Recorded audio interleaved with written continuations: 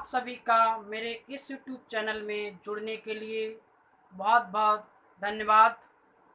आज का टॉपिक है इंटरनल रेजिस्टेंस ऑफ सेल, किसी सेल का आंतरिक प्रतिरोध ज्ञात करना। तो सबसे पहले हम आपको एक्सप्लेन करेंगे इलेक्ट्रिक सेल, यानी इलेक्ट्रिक सेल क्या है ये हम आपको बताएंगे। Number 2, EMF of electric cell का विद्युत भागबल क्या है ये हम आपको एक्सप्लेन करेंगे। नंबर 3 है इंटरनल रेजिस्टेंस ऑफ सेल, किसी सेल का आंतरिक प्रतिरोध क्या है, कैसे निकालते हैं ये हम आपको बताएंगे। तो सबसे पहले हम पॉइंट नंबर 1 एक्सप्लेन करेंगे।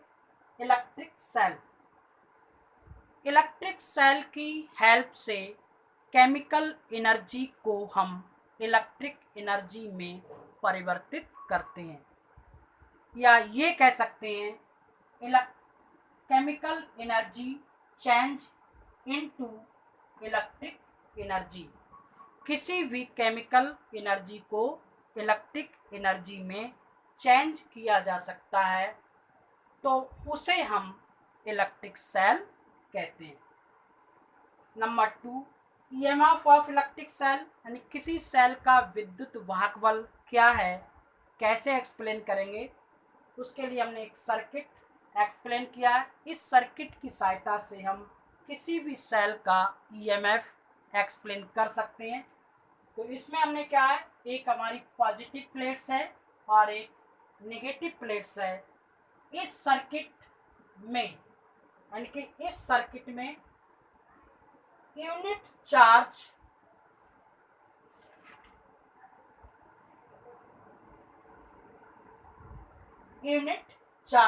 सर्किट में फ्लो होने के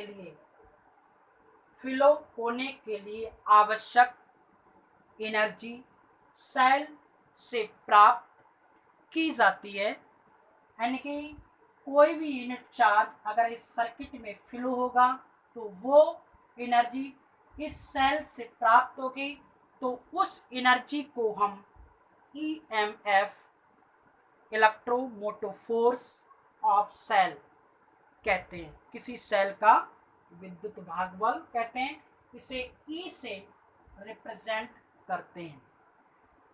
ये भी कह सकते हैं कि किसी सर्किट में क्यू चार्ज फ्लो होने के लिए सेल द्वारा दी गई एनर्जी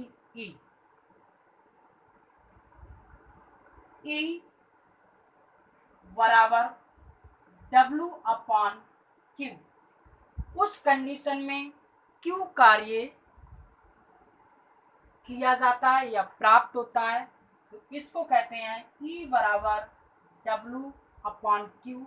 इसकी यूनिट होगी जूल प्रति coulomb. Number 3, internal resistance of cell, किसी सेल का आंतरिक प्रतिरोध ज्ञात करने के लिए हमने ये सर्किट डायग्राम एक्सप्लेन किया है। इसको इस तरह से भी एक्सप्लेन कर सकते हैं और इस तरह से भी एक्सप्लेन कर सकते हैं। इस सर्किट में हमने क्या किया है, एक सेल को जोड़ा है जिस सेल का इंटरनल रेजिस्टेंस R है, एक वोल्ट मीटर जो पोटेंशियल डिफरेंस है, एक अमीटर है जो करंट मेजर करता है। यहाँ पर किसी वायर के द्वारा इन प्लेट्स को जोड़ा गया है जिसका रेजिस्टेंस R है, यानी कैपिटल R है। इस सर्किट में एक की लगी होती है जिसकी सहायता से हम इस सर्किट को क्लोज और ओपन करते हैं। जब हम इस कुंजी को, यानी की को क्लोज करते हैं, उस कंडीशन में इस सेल इस सर्किट से रिलेटेड हो जाता है। उस कंडीशन में इस सेल में करंट पॉजिटिव प्लेट से नेगेटिव प्लेट की ओर फ्लो होती है, ये आई। तब सेल के अंदर इंटरनल सॉल्यूशन, यानी कि जो सेल है उस सेल के अंदर एक इंटरनल सॉल्यूशन होता है। उस इंटरनल सॉल्यूशन के कारण एक करंट फ्लो होती है, वो करंट निगेटिव से पॉजिटिव की तरफ फ्लो होती है।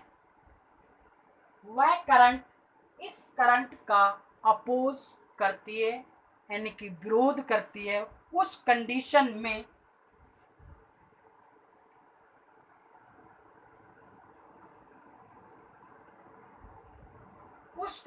में ये करंट यानी इंटरनल करंट जो सॉल्यूशन के द्वारा फ्लो होती है वो एक रेजिस्टेंस की तरह बिहेव करती है। उस रेजिस्टेंस को हम इंटरनल रेजिस्टेंस कहते हैं और इसे आर के द्वारा रिप्रेजेंट करते हैं।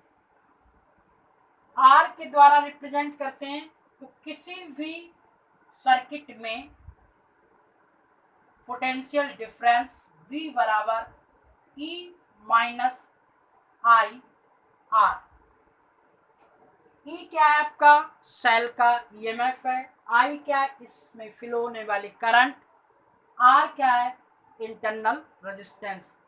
इस कंडीशन में सेल द्वारा करंट फ्लो होती है तब V equal to E minus I R होगा। यदि हम सेल को किसी सोर्स के द्वारा कनेक्ट कर दें, यानी यहाँ पर हम क्या लगा दें सोर्स, उस कंडीशन में सेल क्या हो जाएगी, करंट की दिशा क्या हो जाएगी, बदल जाएगी। उस कंडीशन में V is equal to E plus I R. तो ये क्या है सेल द्वारा और ये क्या है सेल को प्राप्त होना। यहाँ पर क्या हो जाता है पॉजिटिव हो जाता है, करंट की दिशा बदल जाती है और उस कंडीशन में ये तो ये equation number 1। Equation number 2 for equation 1 V is equal to E minus IR, IR is equal to E minus B, I बराबर सॉरी R बराबर E minus V upon I। Equation number 2।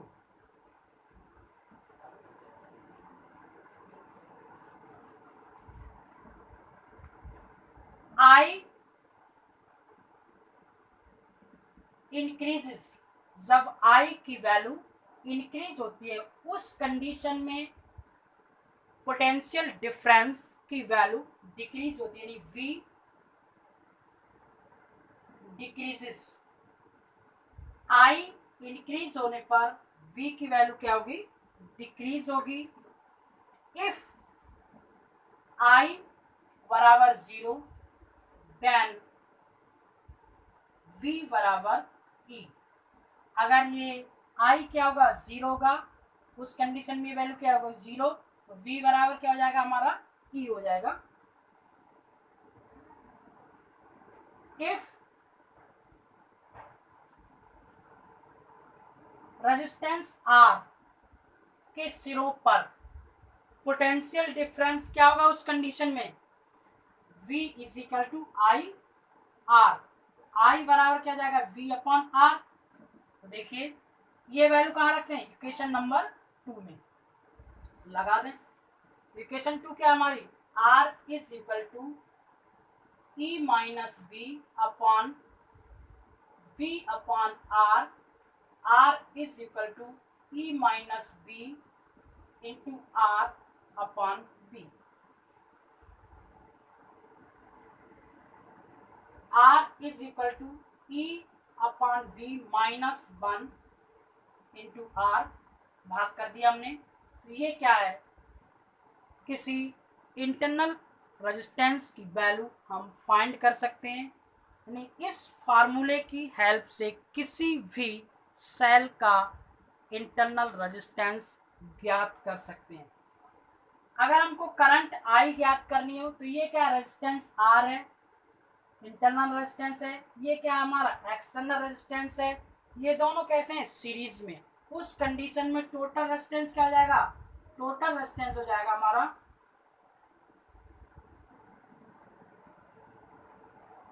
R plus small r। V क्या है हमारा sorry E क्या हो जाएगा हमारा cell का ईएमएफ आई बराबर हो जाएगा E upon R plus small r. तो इस फार्मूले की सहायता से हम किसी भी सेल की करंट ज्ञात कर सकते हैं। तो ये था हमारा सेल का इंटरनल रेजिस्टेंस। यदि आपको हमारी वीडियो पसंद आई है तो आप हमारे चैनल को सब्सक्राइब करें और साथ में बेल आइकॉन को प्रेस करें, जिससे आपको न्यू वीडियो का आपको नोटिफिकेशन प्राप्त हो सके।